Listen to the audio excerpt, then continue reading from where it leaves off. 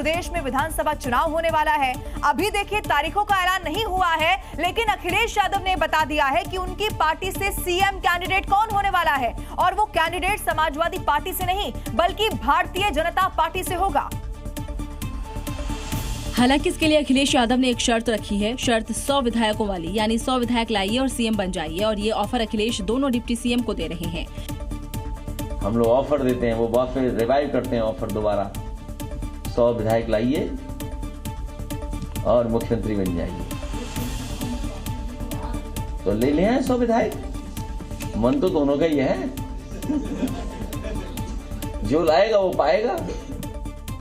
अखिलेश के ऑफर की टाइमिंग इसलिए भी अहम है क्योंकि हाल ही में शंकराचार्य विवाद और बच्चों की शिखा खींचने पर सीएम योगी के बयान के बाद दोनों डिप्टी सीएम के बयान अलग अलग थे। जहां सीएम योगी ने साफ कहा था कि हर कोई शंकराचार्य नहीं हो सकता, तो केपी मौर्य ने शिखा खींचने वालों पर कार्रवाई की बात कही थी। वहीं ब्रजेश पाठक ने इसे महापाप बताया था। और इसी को लेकर अखिलेश कहीं न कहीं चुटकी लेते हुए सीएम वाला ऑफर दे रहे हैं, लेकिन अब इंतजार ऑफर के जवाब का है।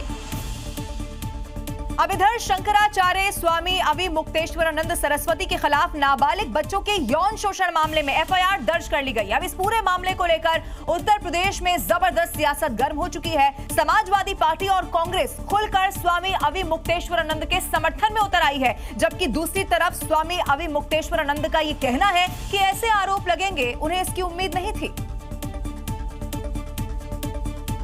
साथ ही उन्होंने कहा कि यौन शोषण का केस फर्जी साबित होगा। ये बनाया हुआ मामला है, वो कोर्ट में मजबूती से अपना पक्ष रखेंगे। ये उम्मीद तो थी कि आक्षेप होंगे, प्रहार होंगे, हथियार चलेंगे, युद्ध है तो ये सब तो रहता है, लेकिन इतनी नीचता वाले हथियार निकल के आ जाएंगे, इसकी उम्मीद नहीं थी। शंकराचार्य स्वामी अविमुक्तेश्वरानंद सरस्वती पर बीएनएस धारा 351(3), पॉक्सो एक्ट धारा 5(1), पॉक्सो एक्ट धारा 3, पॉक्सो एक्ट धारा 16 के तहत एफआईआर दर्ज हुई है। अब कांग्रेस और समाजवादी पार्टी समर्थन में उतर आई है। सीमा पे चले जाएंगे कि आप आरोप लगा करके इस तरह का घटिया आरोप लगवाएंगे आप। स्वामी अविमुक्तेश्वरानंद जी का और उनके जो शिष्य हैं, उनको ये सरकार गलत तरीके से फंसा रही है। मामला कोर्ट में है, दलीलें वहां सुनी जाएंगी, लेकिन इस मामले में जब तक फैसला नहीं आएगा तब तक सियासत ऐसे ही होती रहेगी। तो स्वामी अविमुक्तेश्वरानंद के बचाव में उतरे अखिलेश यादव को अब एक बात का पछतावा है, वो है जगत गुरु रामभद्राचार्य पर दर्ज मुकदमा वापस लेने का। ऐसा इसीलिए क्योंकि शंकराचार्य के मामले में शिकायतकर्ता जगत गुरु रामभद्राचार्य का शिष्य बताया जा रहा है।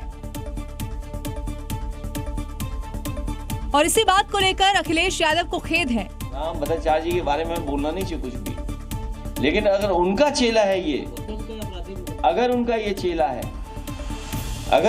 चेला है तो मुझसे गलती हुई है। हमने कभी आदरणीय पूजनीय रामभद्राचार्य जी पर 420 का मुकदमा था, वो वापस लिया था। मुझे उन्हें जेल भेज देना चाहिए था। अखिलेश यादव का कहना है कि विचारों को लेकर झगड़े हो जाते हैं, लेकिन इस झगड़े को इस स्तर तक नहीं ले जाना चाहिए था। आशुतोष ब्रह्मचारी के पास पीड़ित शिष्य पहुंचे थे। उन्होंने आरोप लगाया कि दोनों पीड़ित लंबे समय से शोषण का शिकार हो रहे थे, लेकिन डर और दबाव के चलते सामने नहीं आ पा रहे थे। अब इस पूरे मामले में कोर्ट के आदेश के बाद एफआईआर दर्ज हुई। देखिए, कांग्रेस पर सनातन धर्म से चिढ़ या फिर नफरत के जो आरोप है वो अक्सर लगते रहे हैं, और भारतीय जनता पार्टी समय समय पर इसको भुनाती रही है। अब कांग्रेस के वरिष्ठ नेता दिग्विजय सिंह ने पुणे में मीडिया से बातचीत के दौरान हिंदू राष्ट्र के मुद्दे पर एक और विवादास्पद बयान दे दिया। उन्होंने कहा है कि हिंदू तो कोई धर्म ही नहीं है और भारत को हिंदू राष्ट्र के बजाय भारतवर्ष कहा जाना चाहिए। पहले आपको कांग्रेस नेता दिग्विजय सिंह का वो बयान सुनाते हैं जिस पर बवाल मचा है। हिंदू जो है वो कोई धर्म नहीं है, भारत राष्ट्र है। हाँ। और ये हमारे भारतीय संविधान में है, we the people of India, that is Bharat. Congress नेता दिग्विजय सिंह के बयान पर अयोध्या में हनुमानगढ़ी के महंत राजू दास ने भी प्रतिक्रिया दी है। उधर दिग्विजय सिंह के बयान पर दोनों समुदाय के लोगों का क्या कहना है, सुनिए। दिग्विजय सिंह हमेशा हिंदुओं के बायकाट में ही रहा है। जब हिंदू कोई धर्म ही नहीं तो हिंदू धर्म के बारे में क्या कहें? धर्म तो सनातन है। क्या कांग्रेस अपनी बिगड़ती छवि से परेशान है? क्या इस तरह के बयानों से पार्टी का जनाधार बढ़ेगा? ये कांग्रेस और उसके नेताओं को सोचना पड़ेगा। 2 देश 4 दिन और 33 ग्लोबल कंपनियां। मुख्यमंत्री योगी आदित्यनाथ उत्तर प्रदेश को ग्लोबल मैन्युफैक्चरिंग हब बनाने का विजन लेकर अब विदेश जा रहे हैं। पहला पड़ाव सिंगापुर होने वाला है तो दूसरा जापान होगा, जहां योगी आदित्यनाथ उत्तर प्रदेश में विदेशी निवेश का मास्टर प्लान लेकर अब जाने वाले हैं। लेकिन योगी आदित्यनाथ का ये दौरा शायद अखिलेश यादव को सबसे ज्यादा खल रहा है, तभी वो पिछले 4 दिनों से क्योटो वाला राग अलाप रहे हैं। दौरा होने को लेकर पहले से ही सिर्फ दिखावा करार दे रहे हैं। क्योटो बनना था, क्योटो, और बुलेट ट्रेन 1 लाख करोड़ की सैंक्शन हुई थी, अब 2 लाख करोड़ की हो गई है। लेकिन अखिलेश को क्योटो वाला जवाब अगले 48 घंटे में मिल जाएगा, जब योगी जापान से लेकर सिंगापुर में 33 ग्लोबल कंपनियों के प्रतिनिधियों से मिलकर निवेश और विकास पर चर्चा करेंगे। सिंगापुर में सीएम 25 कंपनियों से data centre, agri business, logistic और क्लीन ऊर्जा निवेश पर चर्चा करेंगे, यानी यूपी में निवेश का मास्टर प्लान बताएंगे। इतना ही नहीं, जापान की 600 किलोमीटर प्रति घंटा की रफ्तार से चलने वाली advanced maglev magnetic levitation train में सफर करेंगे। योगी का विदेश दौरा पूरी तरह भारत और यूपी के विकास पर फोकस बताया जा रहा है।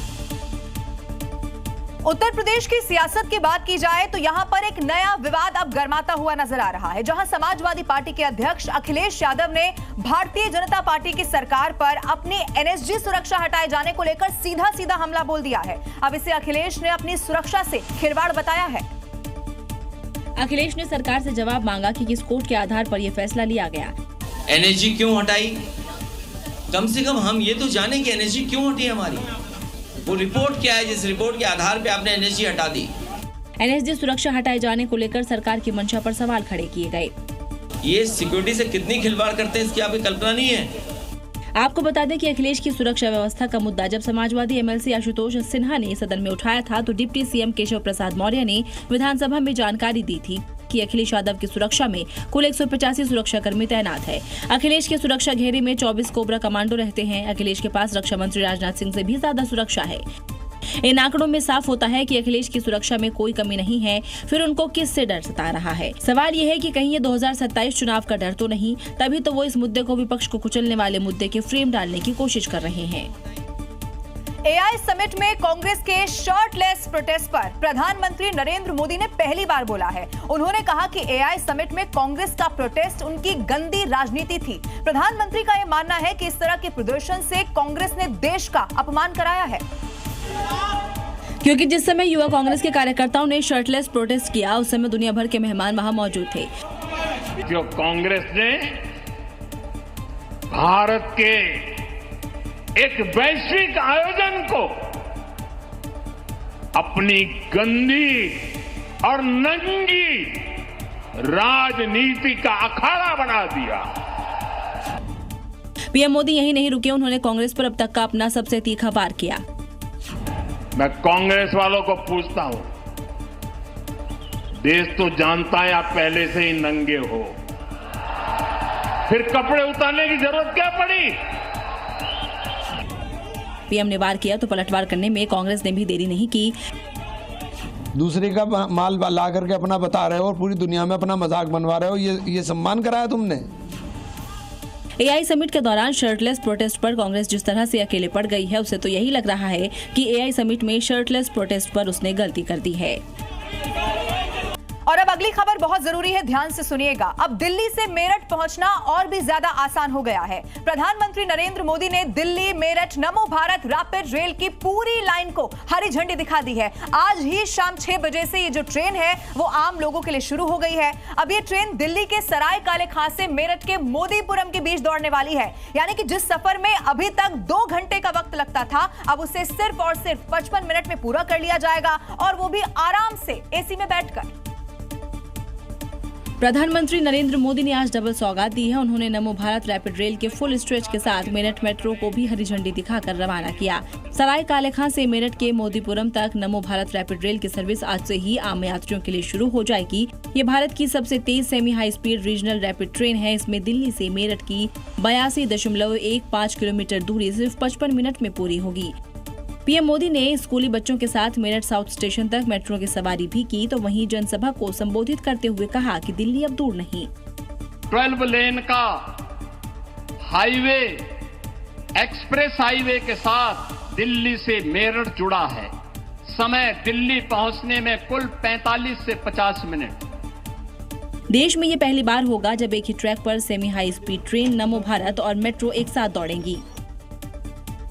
अब आपको ये भी बता दूं, प्रधानमंत्री नरेंद्र मोदी ने दिल्ली और यूपी वालों की जिस रैपिड रेल की ये बड़ी सौगात उन्हें दी है, उसमें क्या कुछ खास है ये भी आपको बता देते हैं। देखिए, सबसे पहले इसके कॉरिडोर और लागत की यहाँ पर बात करनी चाहिए। ये जो प्रोजेक्ट है, इसकी कुल लागत 30,274 करोड़ रुपए बताई जा रही है और जिस कॉरिडोर से ये ट्रेन गुजरेगी उसकी लंबाई 82.15 किलोमीटर है। पूरे सफर की बात की जाए तो 2 स्टेशन अंडरग्राउंड होंगे, जबकि बाकी का ये सफर एलिवेटेड होने वाला है। अब एलिवेटेड 70 किलोमीटर का है, जबकि अंडरग्राउंड का ये सफर 12 किलोमीटर का होगा। इस ट्रेन के 2 मेंटेनेंस यहाँ पर डिपो होंगे। 55 किलोमीटर का कॉरिडोर अब चालू भी हो चुका है और इसमें 16 नमो भारत स्टेशन रहेंगे। आपको ये भी बता दें कि इस ट्रेन में और क्या खास है वो भी आपके सामने अब रख देते हैं। इसकी स्पीड की अगर बात की जाए तो 80 किलोमीटर प्रति घंटा तक इसकी स्पीड रहने वाली है। ट्रेन की क्षमता भी आप जान लीजिए, एक ट्रेन में 6 कोच रहेंगे और ये जो कोच है वो पूरी तरह से एयर कंडीशनड होंगे।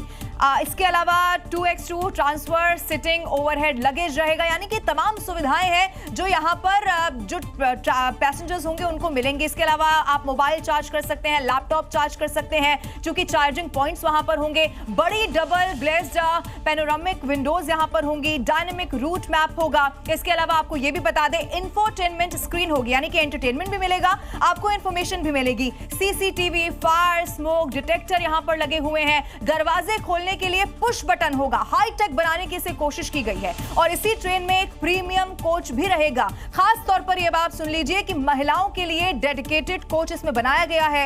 इमरजेंसी कम्युनिकेशन सुविधाओं से ये पूरी तरह से लेस है। ये कोशिश की गई है कि ज्यादा से ज्यादा अब लोगों को इससे यहां पर राहत दी जा सके और इसीलिए लोग इसके बाद खुश भी हैं। आइए अब खबरों में आगे बढ़ते हैं, बात बिहार की भी जरा करते हैं, जहां बिहार में अपहरण के बढ़ते मामलों को लेकर विपक्ष लगातार सरकार को घेर रहा है। लेकिन सरकार का इस पर कहना है कि इस मामले के लिए कौन जिम्मेदार है, यानी कि मामले इसीलिए बड़े हैं क्योंकि लड़का लड़की शादी की नियत से भाग रहे थे। डिप्टी सीएम और बिहार के गृह मंत्री सम्राट चौधरी के इस जवाब से विपक्ष संतुष्ट नहीं है और आंकड़ों में हेराफेरी का आरोप लगा रहा है। लेकिन सम्राट चौधरी का कहना है कि शादी की नियत से भागने के मामले भी अपहरण की श्रेणी में दर्ज होते हैं, इसलिए मामले ज्यादा दिख रहे हैं। अपहरण के मामले में वृद्धि का कारण मुख्य रूप से शादी के नियत से अपहरण अथवा घर से भागना है। बिहार सरकार के रिकॉर्ड के मुताबिक 2024 में 19,768 अपहरण के मामले दर्ज हुए हैं। जांच में 14,000 से ज्यादा मामले शादी के नियर के भागने के निकले। फिरौती या हत्या के केवल 158 मामले ही सामने आए। इन आंकड़ों को दिखाकर सम्राट बिहार में सब ठीक होने का दावा कर रहे हैं। बिहार में लॉ एंड ऑर्डर का मुद्दा आज का नहीं है, बस सरकारें आंकड़ों में बाजी कर अपनी पीठ थपथपा लेती है। उत्तर प्रदेश की बात की जाए तो यहां अपराधियों के खिलाफ ये बुलेट वाला प्रहार जो है वो लगातार देखने को मिल रहा है, क्योंकि विकास की पहली शर्त है अपराध मुक्त प्रदेश और इसी बात को सीएम योगी बार बार दोहराते भी हैं और अपराधियों को सीधे सीधे वार्निंग भी देते हैं। और जो इस चेतावनी को नजरअंदाज करता है उसका योगी फोर्स पीतल वाला इलाज करते हुए उन अपराधियों को कानून का पालन करना सिखा देती है और वो इन 4 तस्वीरों से समझा जा सकता है। लखनऊ लुटेरों और पुलिस के बीच मुठभेड़ हुई। लुटेरों ने 2 दिन पहले एक महिला से चेन छीनी थी और आज योगी फोर्स ने उनका इलाज कर दिया। आरोपी रिजवान और रानू से लूट का माल, हथियार जब्त किए गए हैं। मथुरा में 25,000 के इनामी को स्ट्रेचर पर पहुंचा दिया गया। चेकिंग के दौरान लुटेरों को रोकने की कोशिश की, जिसमें उसने फायरिंग शुरू कर दी और जवाबी कार्रवाई में पुलिस ने उसका हिसाब कर दिया। सोनभद्र पुलिस ने 24 घंटे के अंदर एनकाउंटर किए हैं। एक तरफ गो तस्कर से मुठभेड़ में एक आरोपी घायल हो गया तो वहीं 25,000 के इनामी गैंगस्टर पर शिकंजा कसा है।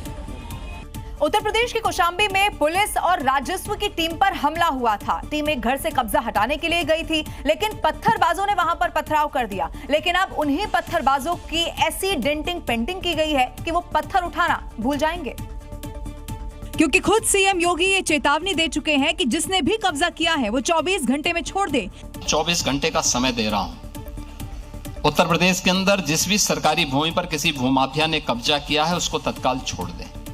जब कौशाम्बी में माफिया ने घर से कब्जा नहीं हटाया तो इस कब्जे को खाली कराने गई टीम पर पत्थरबाजी शुरू हो गई। इस वीडियो में देखिए कैसे शख्स दोनों हाथों में ईंट लेकर हमला कर रहा है।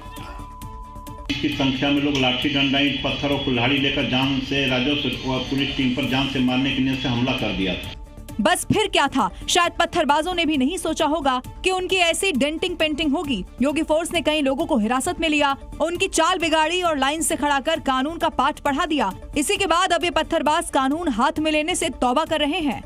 अब जम्मू कश्मीर की बात करते हैं, जहां के किश्तवाड़ में सिक्योरिटी फोर्स आतंकियों पर काल बनकर इस वक्त टूट पड़ी है। दुर्गम इलाकों में चलाए जा रहे ऑपरेशन त्राशी के तहत 2 दहशतगर्दों का खात्मा कर दिया गया, जिसमें एक जैश का टॉप कमांडर सैफुल्लाह बताया जा रहा है। जिस इलाके में आतंकियों ने छिपने का अड्डा बनाया हुआ था, सिक्योरिटी फोर्स ने वहां उनकी कब्र खोद दी। आतंकी अड्डे पर गोलियां और बम बरसाकर अब तक 2 आतंकियों को जहन्नुम भेज दिया गया है। मारे गए आतंकियों में एक जैश ए मोहम्मद का टॉप कमांडर सैफुल्लाह बताया जा रहा है। लंबे समय से ये सैफुल्लाह सिक्योरिटी फोर्स के टारगेट पर था। ये किश्तवाड़ और डोडा में मुस्लिमों को रेडिकलाइज कर ओवरग्राउंड वर्कर बनाता था। सैफुल्लाह खान सिक्योरिटी फोर्स के लिए बहुत बड़ी कामयाबी माना जा रहा है। आतंकी सैफुल्लाह पर 10 लाख रुपए का इनाम भी घोषित था। सैफुल्लाह को जहन्नुम भेजकर सिक्योरिटी फोर्स ने पाकिस्तान में बैठे जैश के सरगना आतंकी मसूद अजहर की भी कमर तोड़ दी है। दिल्ली पुलिस की बात करते हैं, जहां पर एक बार फिर से आतंकी साजिश को दिल्ली पुलिस ने बेनकाब कर दिया है। पुलिस ने तमिलनाडु से 6 और पश्चिम बंगाल से 2 ऐसे संदिग्धों को गिरफ्तार किया है जो कि सोशल मीडिया पर आतंकी संगठनों के समर्थन में पोस्ट कर रहे थे। ये वो 6 आरोपी हैं जो आतंकियों के लिए काम कर रहे थे, या फिर यूं कहें कि आतंकी संगठनों के स्लीपर सेल के तौर पर काम कर रहे थे। तमिलनाडु और पश्चिम बंगाल से पकड़े गए ये संदिग्ध सोशल मीडिया पर आतंकी संगठनों के समर्थन में पोस्ट करते थे, मुसलमानों को रेडिकलाइज करने का काम करते थे। दिल्ली में फ्री कश्मीर के पोस्टर लगाए, देश के कई शहरों की रैकी भी की। देश के डिफरेंट कोनों में अलग अलग जगहों पे जहाँ हैवी फुटफॉल एरियाज होते हैं या सेंसिटिव एरियाज होते हैं, ये उसको टारगेट करने का प्लान बना रहे थे। और इन्होंने उसी के चलते इनके पास से कुछ ऐसा वीडियोस भी बरामद हुए हैं जिससे पता चलता है कि ये किसी कार्रवाई को अंजाम देने में थे, वेपन से इकट्ठा करने के बाद। फिलहाल पुलिस इनसे पूछताछ कर पता लगा रही है कि बॉर्डर पार से इनको कौन ऑर्डर दे रहा था और देश के खिलाफ ये क्या साजिश रच रहे थे। उत्तर प्रदेश के कासगंज में एक बंद कमरे से एक ही परिवार के 5 लोगों की लाशें मिलने से पूरे इलाके में सनसनी फैल गई थी। अब इसी मौत मिस्ट्री पर पुलिस ने एक बहुत बड़ा खुलासा कर दिया है। पुलिस की तरफ से बताया गया कि परिवार के मुखिया ने पहले 4 लोगों की जान ली और उसके बाद खुदकुशी कर ली। क्योंकि जिस कमरे में पुलिस को परिवार के 5 लोगों की डेड बॉडी मिली थी, उसमें जबरन घुसने के कोई सबूत नहीं मिले हैं। पुलिस को कमरा अंदर से बंद मिला है।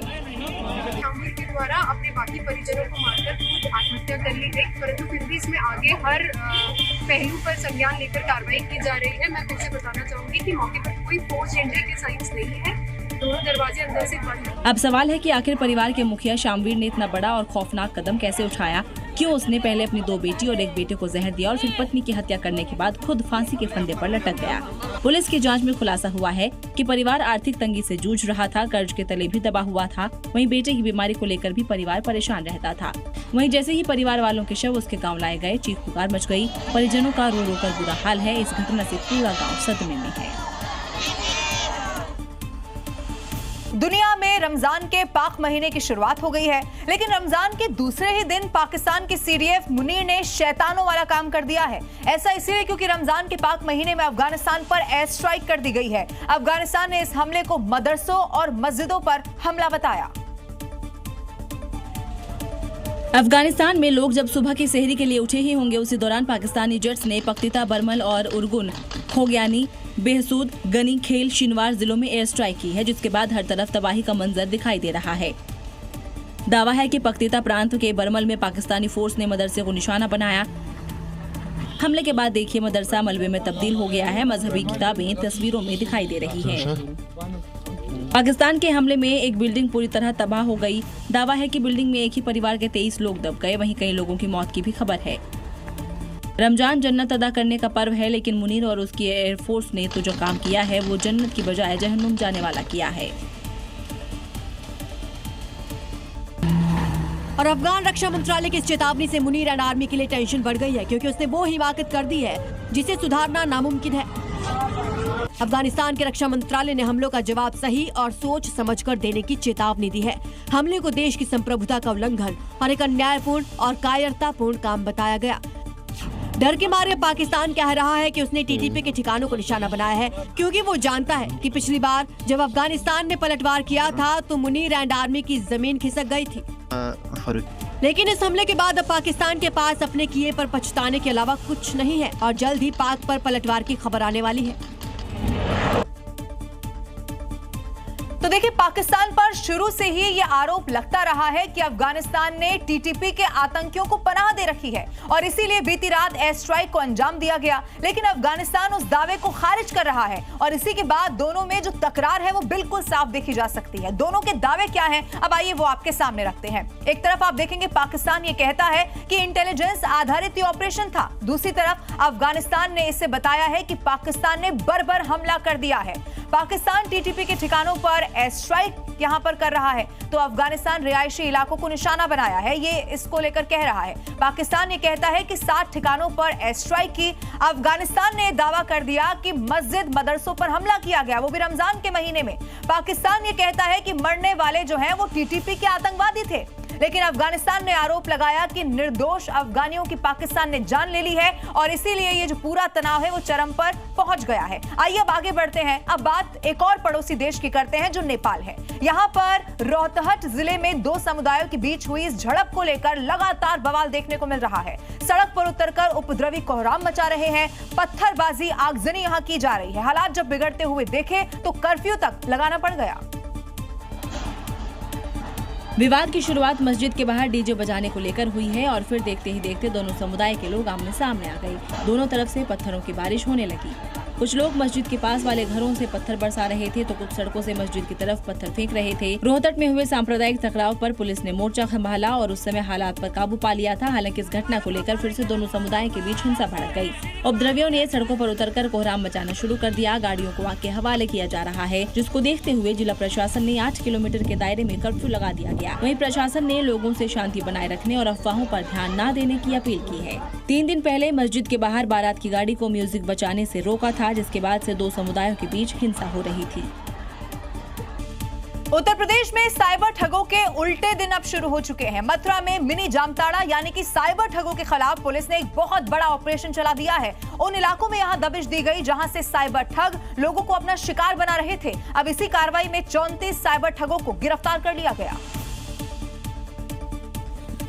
साइबर ठगी के खिलाफ छिड़े इस युद्ध में ऐसा लगा कि पुलिस की पूरी फौज उतर आई हो। 50 नहीं करीब 250 जवानों ने उन 2 गांवों को घेर लिया जिन्हें साइबर ठगों ने मिनी जमताड़ा बनाया हुआ था। पुलिस ने हर वो घर छाना जहां से बैठकर साइबर ठग ने अपना जाल बिछाया हुआ था। करीब 5 घंटे तक पुलिस के जवानों ने ताबड़तोड़ रेड की और 34 साइबर ठगों को दबोच लिया। हालांकि 45 ठग छापेमारी की भनक लगते ही फरार होने में कामयाब हो गए, जिनकी तलाश जारी है।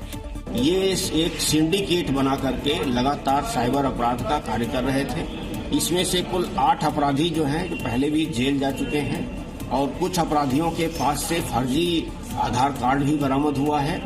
गिरफ्तार साइबर ठगों के पास से मिले मोबाइल फोन्स की शुरुआती जांच में चौंकाने वाले खुलासे हुए हैं। 2 मोबाइल से देश के अलग अलग राज्यों में 18 बड़े फ्रॉड का खुलासा हुआ है। हैदराबाद का पॉश इलाका जिसका नाम है जुबली हिल्स, यहीं पर एक लग्जरी फरारी कार की वजह से बड़ा सड़क हादसा हो गया। इस हादसे में 3 लोगों के जख्मी होने की जानकारी मिली। एक्सीडेंट रोड नंबर 45 पर हुआ, जो कि मशहूर टॉलीवुड अभिनेता नंदामुरी बालाकृष्णा के घर के पास है। ये तस्वीरें जुबली हिल्स की है, जहां तेज रफ्तार फरारी अचानक बेकाबू हो गई और कार ने डिवाइडर को फांदा और दूसरी दिशा से आ रही 3 गाड़ियों को रौंद डाला। टक्कर इतनी जोरदार थी कि फरारी तो बर्बाद हुई, दूसरी गाड़ियों के भी परखच्चे उड़ गए। स्टार एरिया में हुए इस एक्सीडेंट से पूरे जुबली हिल्स में अफरा तफरी फैल गई। पूरे जुबली हिल्स में ट्रैफिक थम गया। हादसे के बाद लंबा जाम लग गया, गाड़ियां रेंगती नजर आई। हादसे में 3 लोग घायल हो गए। पुलिस को ट्रैफिक डायवर्ट करना पड़ा। पुलिस ने फरारी ड्राइवर को हिरासत में लेकर हादसे की जांच शुरू कर दी है। मध्य प्रदेश के टीकमगढ़ में एक बड़ा हादसा होते होते टल गया। यहाँ एक चलती कार में अचानक से ही आग लग गई। अब गाड़ी में सवार लोगों ने समय रहते बाहर निकलकर अपनी जान बचा ली, तो वहीं गुजरात में भी खड़े ट्रक में अचानक से ही आग लग गई। इस भयानक हादसे का वीडियो देखिए। कार में ऐसी आग देखकर आपका भी दिल दहल जाएगा। कुछ देर पहले तक इस गाड़ी में 4 लोग सवार थे। कुछ ही मिनटों में कार से तेज धुआं उठने लगा और देखते ही देखते गाड़ी आग की लपटों से घिर गई। काला धुआं और आग की लपटें दूर से दिखने लगी। स्थानीय लोगों की मदद से घटना की सूचना पुलिस और फायर ब्रिगेड को दी गई। कड़ी मशक्कत के बाद आग पर काबू पाया गया। हालांकि तब तक कार का ज्यादातर हिस्सा जलकर खाक हो चुका था। दूसरी तस्वीर गुजरात के भरूच से है, जहां एक ट्रक में आग लग गई। इस आग में 2 लोग जल गए। आग लगने की घटना से लोगों में भगदड़ मच गई। फायर डिपार्टमेंट मौके पर पहुंचा और आग पर काबू पाने की कोशिश की।